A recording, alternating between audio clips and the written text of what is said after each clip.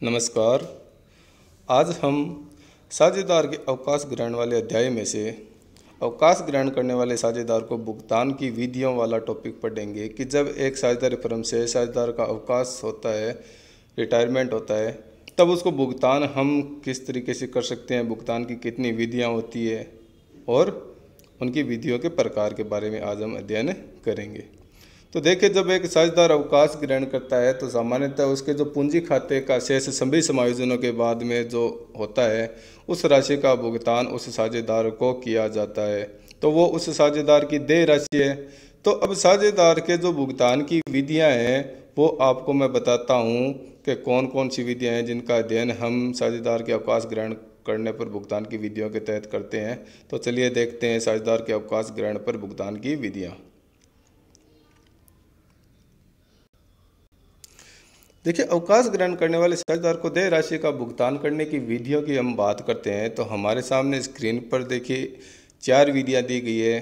Number 1 एकमुश्त भुगतान द्वारा, नंबर 2 पूंजी शेष को ऋण खाते में स्थानांतरण द्वारा, नंबर 3 किस्तों में भुगतान और नंबर 4 वार्षिकी द्वारा भुगतान।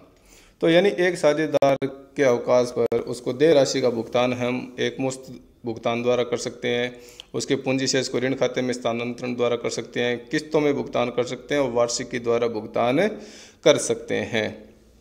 तो किस विधि में किस प्रकार से लेखा कार्य होता है, पुस्तकों में किस प्रकार से हम जर्नल प्रविष्टि करते हैं, कैपिटल अकाउंट में किस प्रकार से लेखांकन किया जाता है, तो चलिए हम अध्ययन करना शुरू करते हैं। तो नंबर 1 विधि है हमारी एकमुश्त भुगतान द्वारा।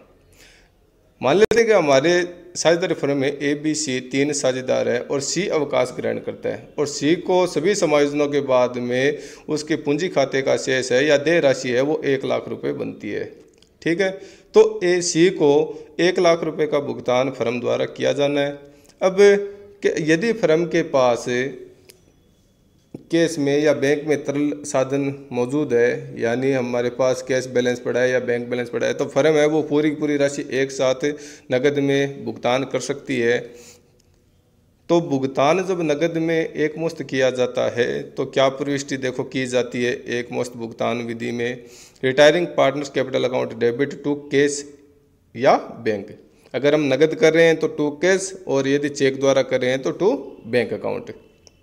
ठीक है, अब हमारे ABC में से C साझेदार है वो अवकाश ग्रहण कर रहा है और उसको देय राशि है वो 1 लाख रुपए है। तो एंट्री क्या बननी ऊपर के हिसाब से कि C's capital account debit to cash या बैंक अकाउंट 1 लाख रुपए।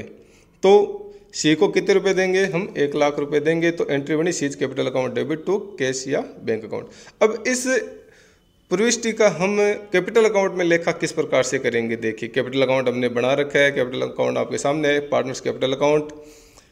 अब कैपिटल अकाउंट में जब पूरा कैपिटल अकाउंट बन जाता है तो बाकी A और B जो 2 साझेदार हैं उनकी जो अंतिम पूंजी है वो तो टू बैलेंस CD के नाम से हम लिख देंगे और C की जो राशि का भुगतान हमें करना है सभी समायोजनों के बाद में जो उसकी देय राशि है उसके लिए हम टू कैश या टू बैंक अकाउंट लिखेंगे। अगर नकद करते हैं तो टू कैश और बैंक के माध्यम से चेक के माध्यम से करते हैं तो टू बैंक अकाउंट। और राशि है वो 1 लाख रुपये किसके कॉलम में आ गई, C के कॉलम में। ठीक है, तो एकमुश्त भुगतान विधि के अंतर्गत क्या होता है कि जो अवकाश ग्रहण करने वाले साझेदार की देय राशि है उसका पूरा भुगतान एक साथ नकद में कर दिया जाता है। अब नंबर 2 हमारी विधि है वो है पूंजी शेष को ऋण खाते में हस्तांतरण द्वारा। देखिए, साझेदार जब अवकाश ग्रहण करता है और प्रश्न में कुछ नहीं कहा गया है तो उसको देय राशि है उसको उसके ऋण खाते में स्थानांतरण किया जाता है। ठीक है, समझ गए। यानी प्रश्न में यदि साझेदार अवकाश ग्रहण कर रहा है और प्रश्न में किसी प्रकार की सूचना नहीं दी गई है कि इसका भुगतान हमें नकद के द्वारा करना है या किस विधि के द्वारा करना है, तो उसकी देय राशि को उसके ऋण खाते में हस्तांतरण द्वारा हमें भुगतान करना है। अब जो साझेदार अवकाश ग्रहण करता है उसके लिए क्या प्रविष्टि बनती है। देखिए, retiring partners capital account debit to retiring partners loan account. अब हमारे जो पर्सन है इसमें जो हमने उदाहरण माना है कि ABC 3 साझेदार थे, C अवकाश ग्रहण करता है, तो हमारा रिटायर होने वाला पार्टनर कौन है, C है। तो प्रविष्टि क्या बनी ऊपर के हिसाब से, C's capital account debit to C's loan account, यानी सी के जो 1 लाख रुपए उसको देय राशि है वो पूरी की पूरी उसके ऋण खाते में स्थानांतरण हमने कर दी है। अब इस प्रविष्टि का लेखा है वो कैपिटल अकाउंट में देखिए किस प्रकार से किया जाएगा। कैपिटल अकाउंट आपके सामने बना हुआ है। तो कैपिटल अकाउंट में जब हम उसका लेखा करेंगे तो जब ऊपर एक मुश्त भुगतान किया था तो हमने क्या किया था, टू कैश या बैंक। अब एक मुश्त भुगतान नहीं करके उसके ऋण खाते में राशि स्थानांतरण कर रहे हैं तो प्रविष्टि हमने क्या की कि C's capital account debit to C's loan account. तो पार्टनर्स कैपिटल अकाउंट के डेबिट साइड में हम टू सीज लोन अकाउंट करके राशि है वो सी के कॉलम में लिख देंगे 1 लाख रुपए।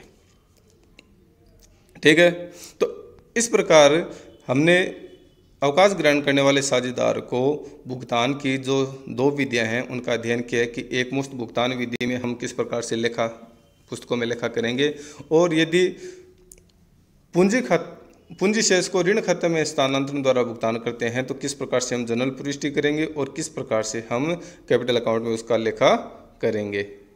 ठीक है, आशा करता हूँ कि ये सारे जानकारी आपके समझ में आई होगी। अब जो इसकी दो विधियां हो रही है, किस्त भुगतान विधि और वार्षिकी द्वारा भुगतान विधि, ये आपको अगले वीडियो में बताएंगे। तो ये वीडियो आप अपने साथियों के साथ ज़्यादा से ज़्यादा शेयर करें ताकि उनको भी फ़ायदा हो सके। यदि आपको किसी भी बिंदु में प्रश्न में कोई भी प्रकार की समस्या है, आप पूछना चाहते हो तो आप कमेंट करके पूछ सकते हो। धन्यवाद।